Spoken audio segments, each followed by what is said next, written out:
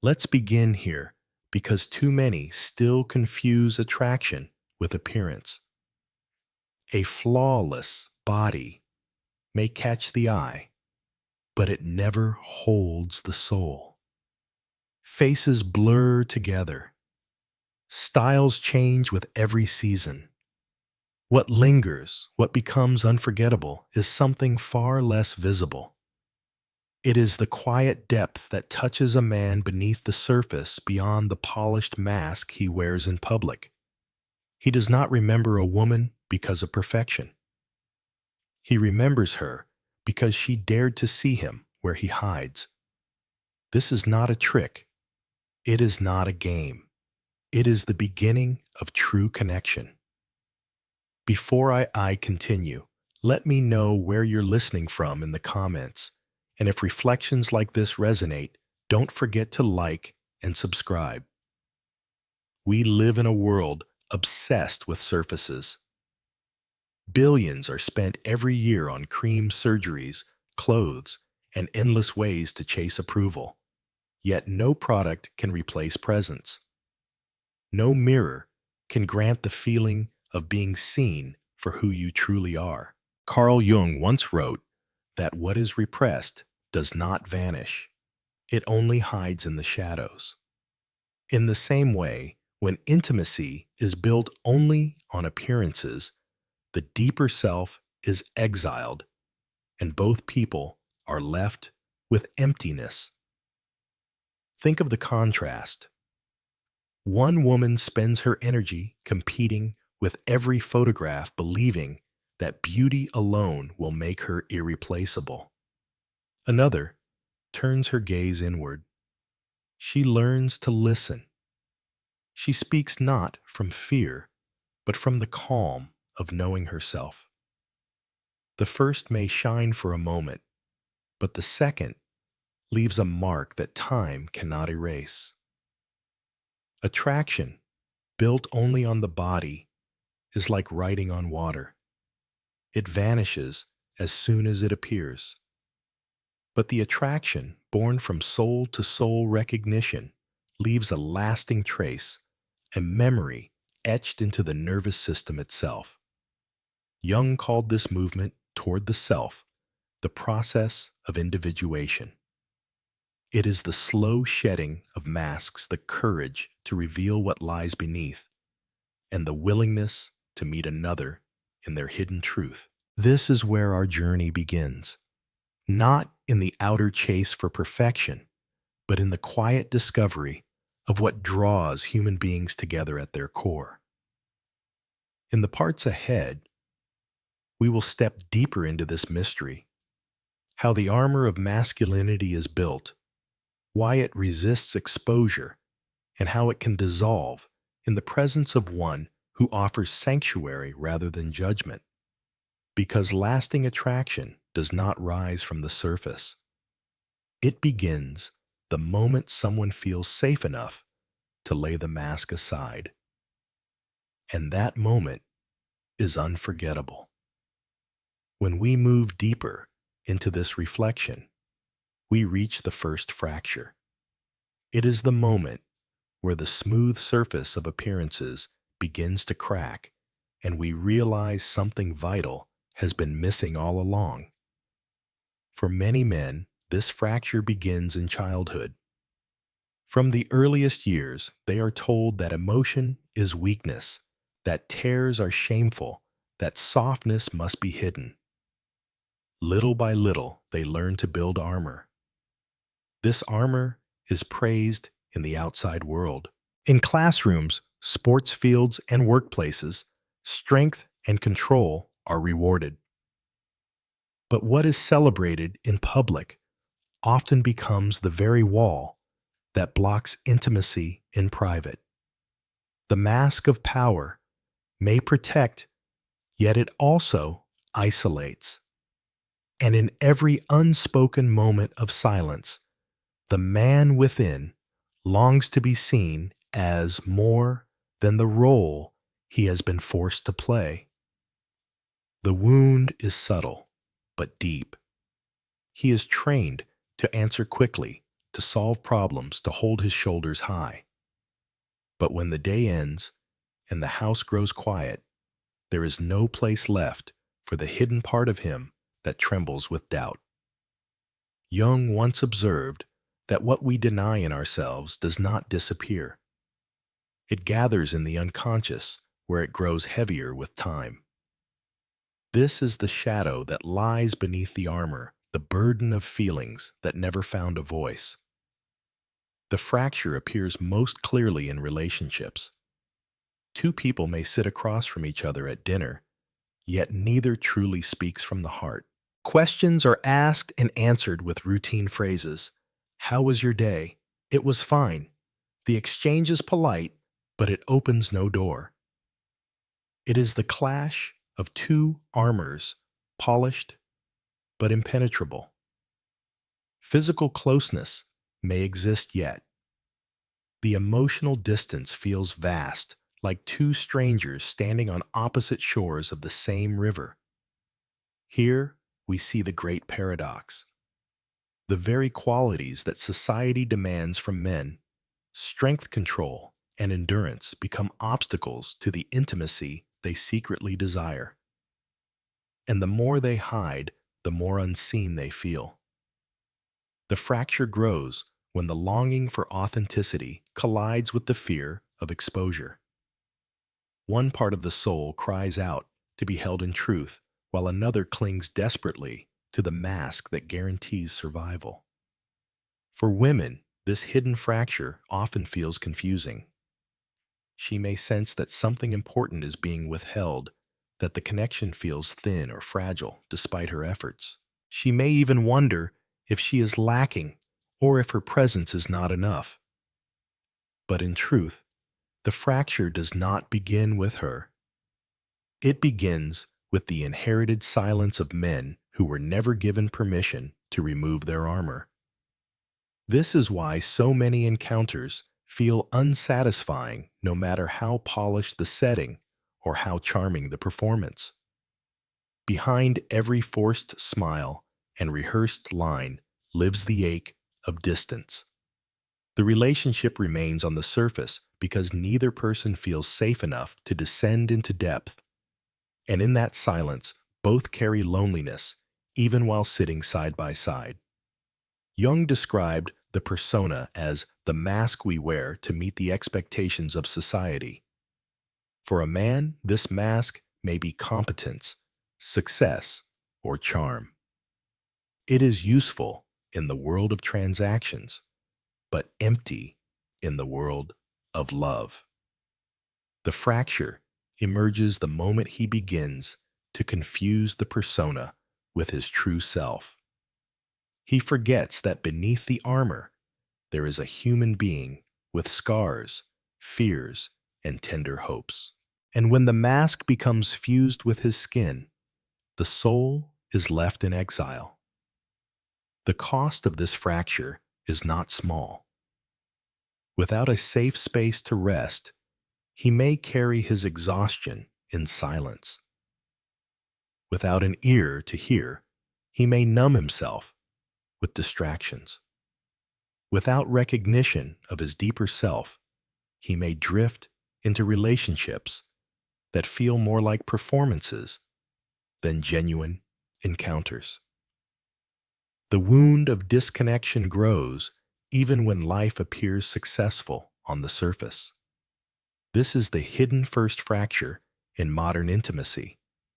Two people who desire closeness yet meet only with masks. One may seek attention through beauty, while the other displays strength through silence. Both are caught in the game of appearances, and both feel anew. In truth, what each longs for is the same, a sanctuary where the mask can fall, where words are no longer rehearsed, and where the soul is safe to breathe. To recognize this fracture is the first step toward healing. It asks us to notice where our conversations end before they have truly begun. It asks us to pay attention to the ways we protect ourselves from vulnerability and the ways those protections also keep us alone. This is not about blame. It is about awareness. The armor that once shielded us is the very barrier that now keeps us apart. In this realization, a question begins to stir. If the mask is not who we are, then who is waiting beneath it? This question will guide the journey forward. It is the invitation to move beyond surfaces into the depths where real connection begins. When the mask is worn long enough, it no longer feels like a mask. It hardens into identity. A man begins to believe that the role he plays in public is all that he is. This is where the fracture deepens into struggle, where the persona becomes confused with the self. Each day is an audition. He must show confidence at work, charm in social settings, and composure in every conflict. Weakness is hidden because the world applauds strength and punishes fragility. Success is measured in promotions, possessions, and status. The silent rule is clear: keep performing or risk being forgotten. On the surface, this persona appears solid. He looks capable, determined, reliable.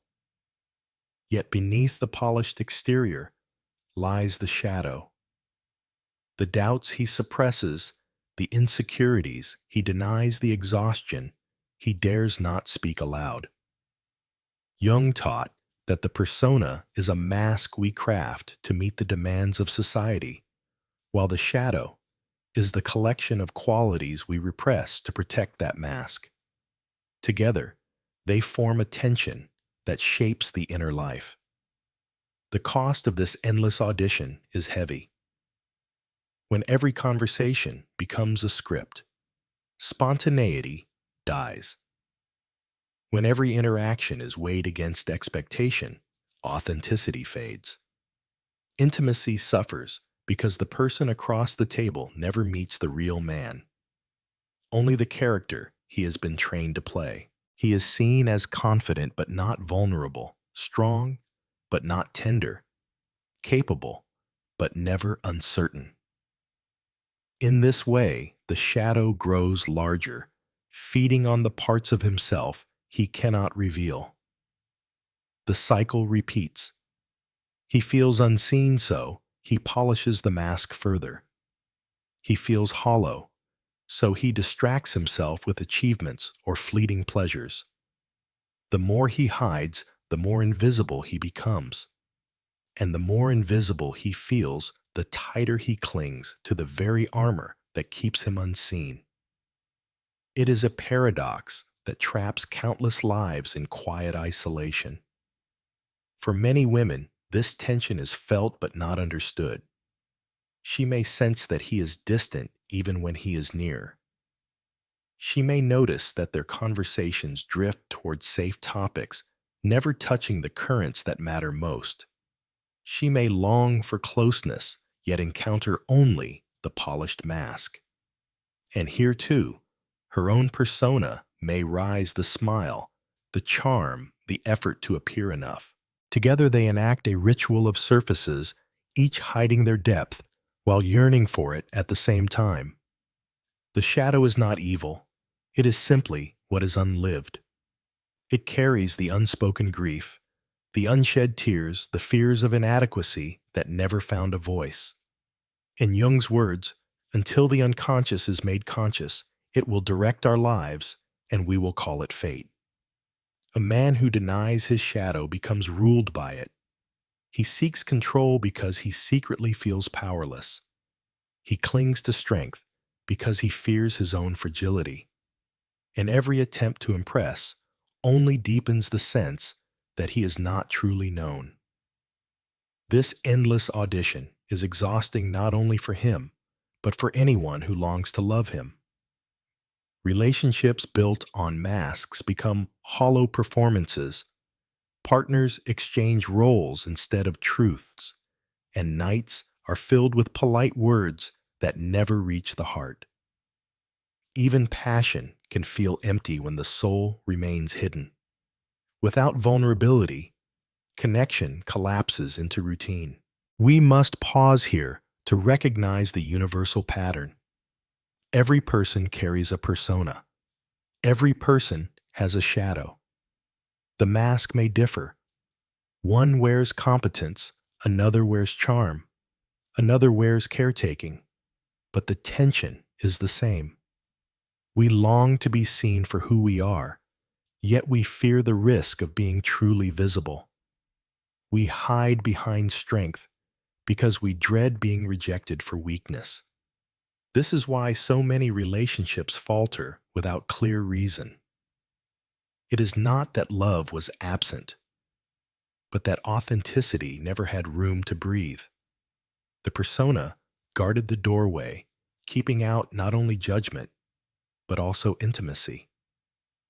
In this way, the performance becomes a prison. What began as protection turns into isolation. The image of the shadow is often misunderstood. It is not only darkness, nor only what we fear.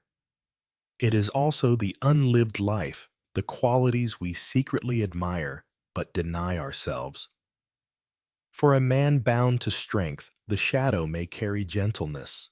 For one trained in stoicism, the shadow may hold playfulness. To embrace these qualities is to reclaim wholeness. To deny them is to remain divided. When two people meet only in persona, the relationship remains brittle. But when one dares to notice the shadow, to sense the unspoken beneath the rehearsed words, the possibility of depth arises. This noticing is not about analysis or judgment. It is about presence, about allowing the unseen to be felt without fear. It is the difference between rehearsed performance and genuine encounter.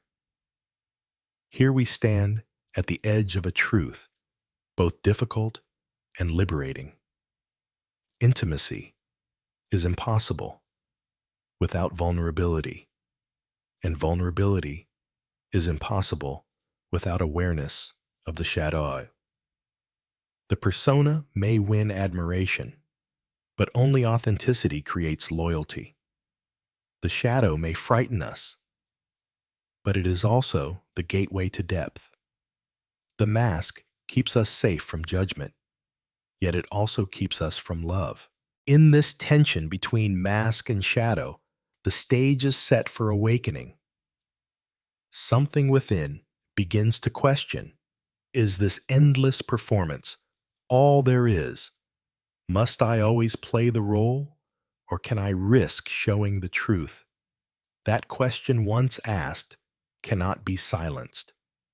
It is the first spark of change, the whisper, that there must be more to life than rehearsed lines. And so as we leave this part of the journey, we see the dilemma clearly.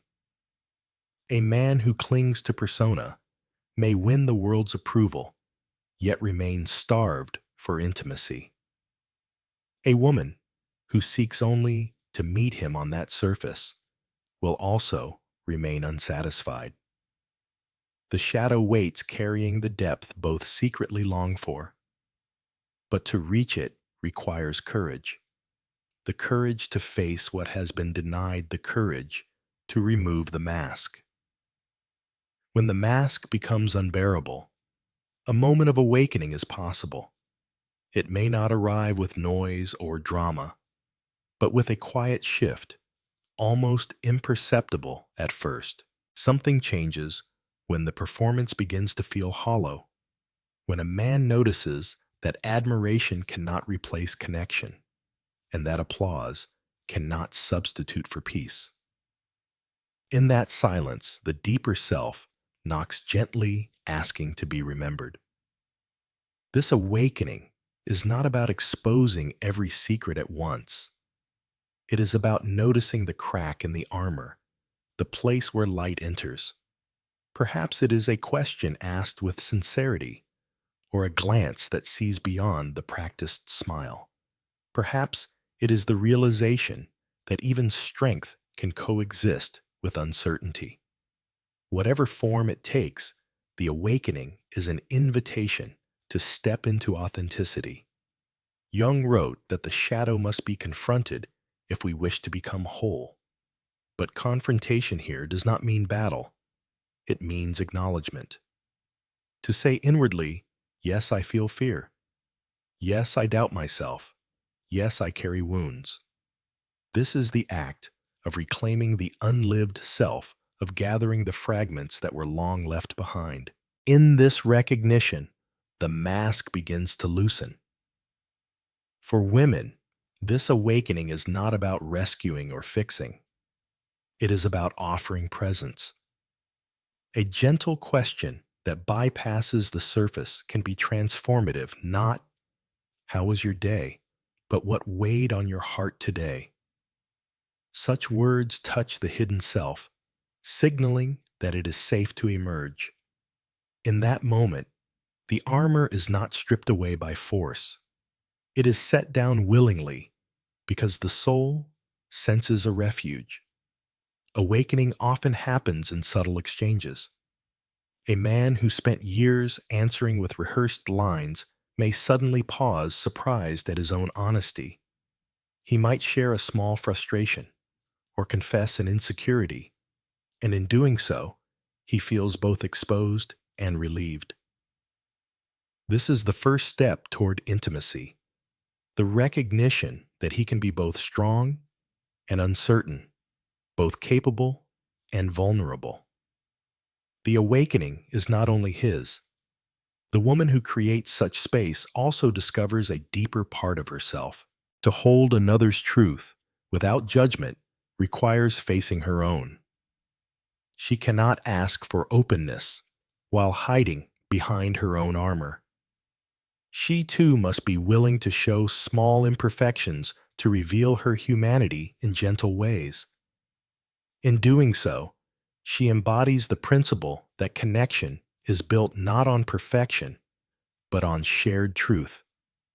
This is where individuation begins to move from theory to lived reality. Individuation is not the pursuit of flawlessness. It is the process of becoming whole. It is the courage to integrate the hidden shadow with the visible persona, to accept both light and darkness as part of the same self. Awakening, then, is the moment when we no longer run from what we fear inside, but begin to welcome it as part of our truth. The shift is felt rather than spoken. Two people may sit together, and though few words are exchanged, the atmosphere changes. The silence feels alive, filled with permission to be real. This is the field of authenticity, the fertile ground where intimacy grows. It is here that loyalty and fascination are born not from games of seduction, but from the rare experience of being fully seen. Notice how different this is from the false forms of connection we are taught to chase. Society says attraction is earned by polishing the surface, by beauty charm or cleverness. But awakening reveals another law: lasting attraction arises from the willingness to be human. When someone looks at you and says, "I see you," and it is enough, the soul feels at home. That memory cannot be erased because it is written not on the mind, but on the heart. This moment of awakening is the doorway between two lives. On one side is the endless audition, the world of rehearsed lines and hardened masks. On the other side is authenticity, the world where intimacy is possible. To walk through that door requires courage. It asks both people to trust that truth is more valuable than perfection, and that vulnerability is not weakness, but the foundation of love. We must understand, awakening is not about exposing every wound or confessing every secret. It is about allowing what has been hidden to breathe. It is about choosing presence over performance, connection over control. When a man dares to set aside his armor, even briefly, and when a woman dares to honor that moment without judgment, a transformation begins. The relationship shifts from shallow exchange to sacred encounter. Jung often spoke of the self as the guiding force within us, the wholeness that calls us beyond our masks. Awakening is the first response to that call.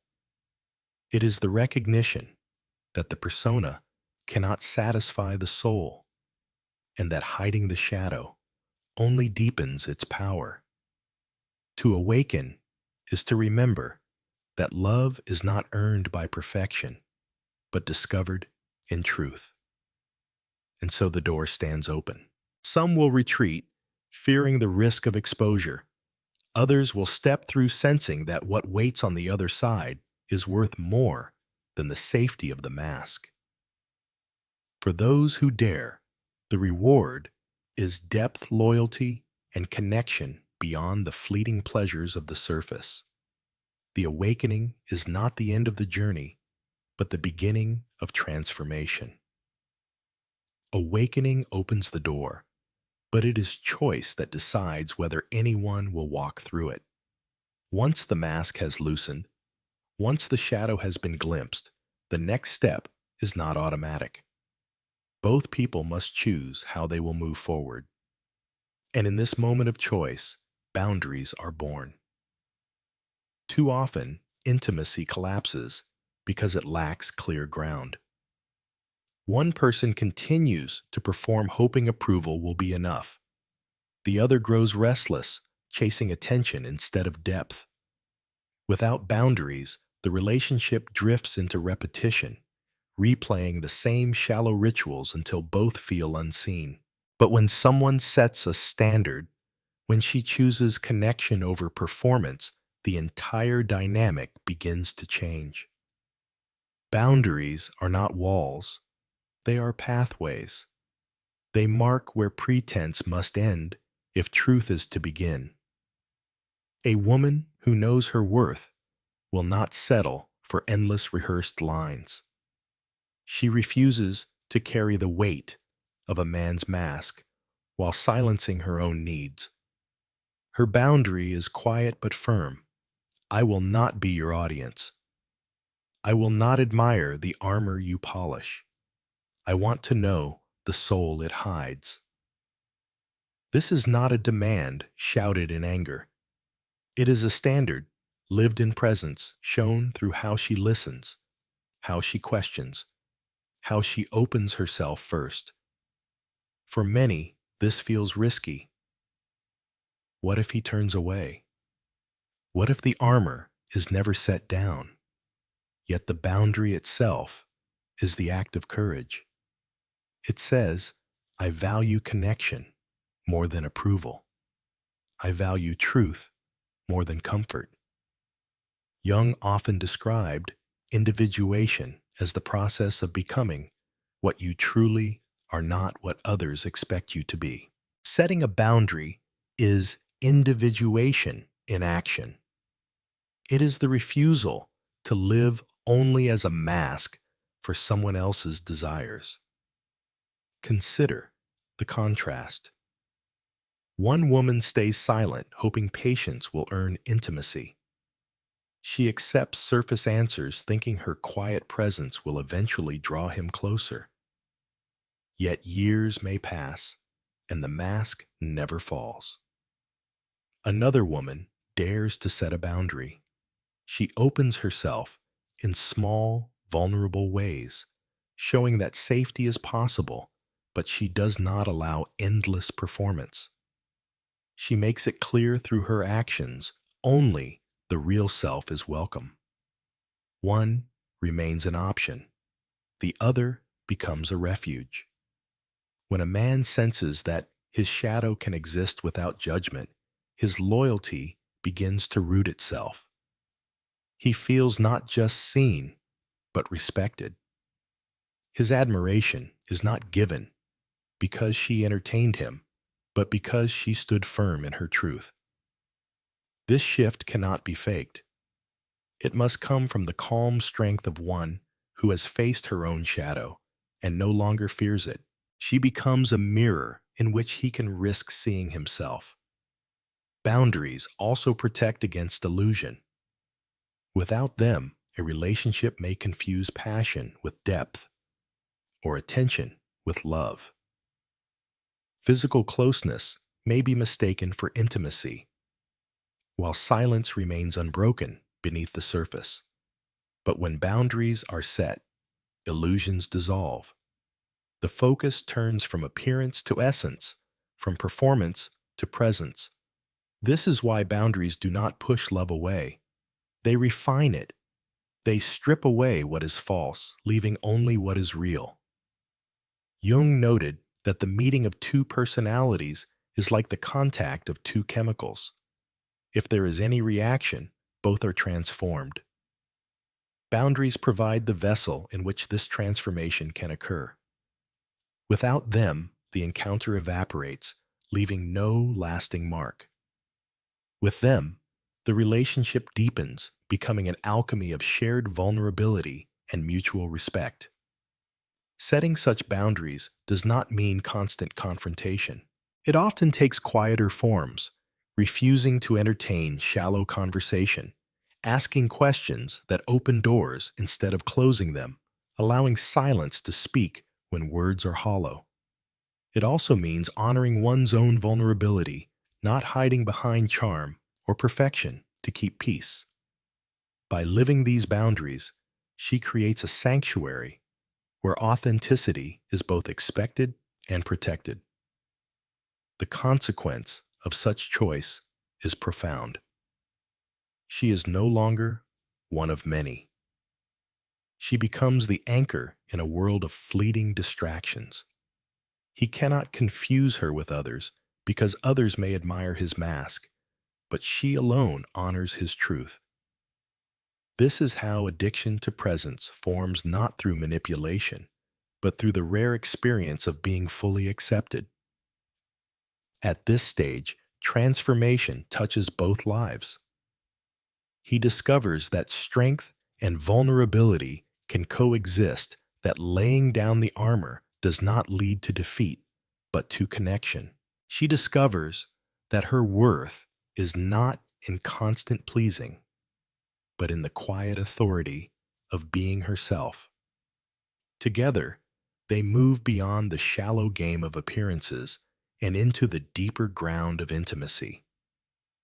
This is the power of boundaries. They do not imprison love. They preserve it. They guard against the erosion of authenticity and ensure that intimacy is not diluted into performance. They remind both people that connection is sacred and that without truth, no bond can survive. So the choice stands before us clearly.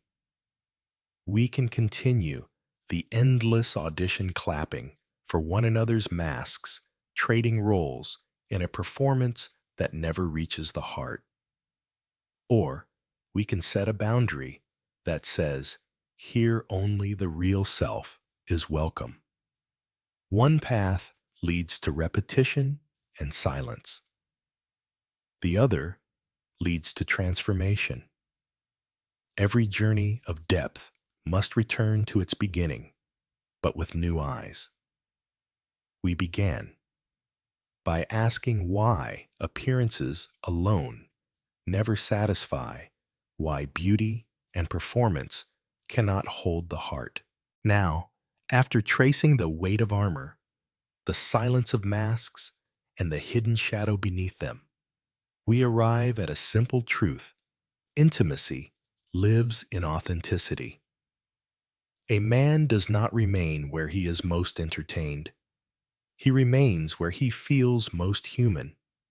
He does not stay with the one who flatters his mask, but with the one who sees beyond it. What binds him is not constant pleasure, but a rare sanctuary, the safety to breathe, to falter, and to still be valued. Yet the final lesson is not about him alone. It is about you, about us, about the universal path toward wholeness.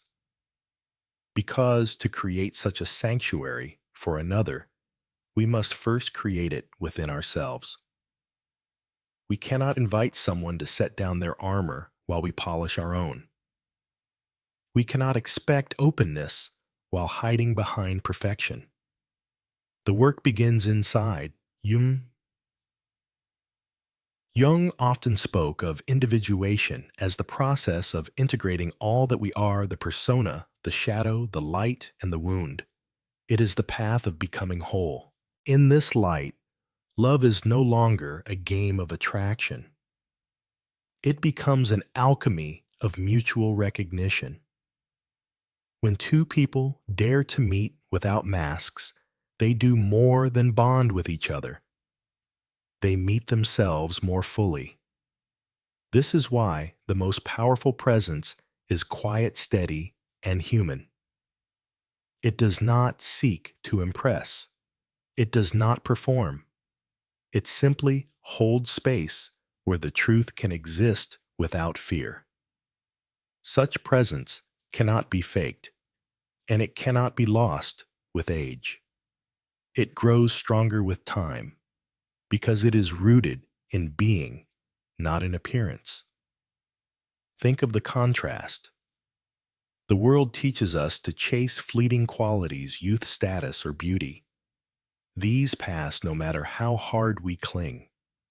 But authenticity, the calm strength of being fully oneself, is timeless.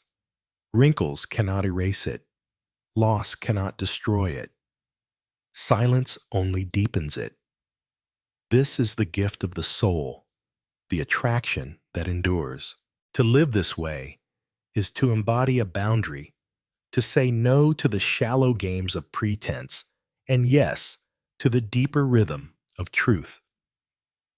It is to choose connection over performance, presence over distraction, and honesty over approval. This choice transforms relationships. It also transforms the self, for every boundary set in love becomes a doorway into wholeness. The journey we have walked together reveals a paradox. The more you release the need to be impressive, the more unforgettable you become. The more you honor your own humanity, the more magnetic your presence grows. A man may desire many, but he will remember the one who made him feel safe to be himself. And when you cultivate that same safety within you, too will feel free. At the heart of this lesson lies a simple symbol, the home. A true home is not defined by walls, but by the sense of belonging it provides. In the same way, love is not defined by outer beauty or perfect words, but by the refuge it offers the soul. To offer such a home is the greatest gift one human being can give another. So, let us close with this reflection. You cannot control whether another removes their mask, but you can choose to remove your own. You cannot guarantee that someone will trust you with their shadow, but you can learn to welcome your own. And in doing so, you radiate the calm strength of one who is whole. Carl Jung once said, "The privilege of a lifetime is to become who you truly are." That privilege is not reserved for the few. It is the path of all who seek depth. To become who you are is to live without disguise, to hold both your light and your darkness with compassion, and to meet others not in their performance, but in their humanity. May this reflection stay with you long after the words end. May it remind you that the most powerful gift you carry is not in appearance, but in presence. And may it encourage you to choose wholeness again and again as the foundation of every connection you build. Before we part, I invite you to pause and reflect. Which part of this journey spoke most deeply to you? Share your thoughts in the comments and let us continue this conversation together. And if these reflections have brought clarity or calm to your evening, I welcome you to stay with this channel, where we explore the inner landscapes of the soul. Remember this offer, not a mask for approval, nor a body for a night, but a home for the soul. For in the end, that is what lasts.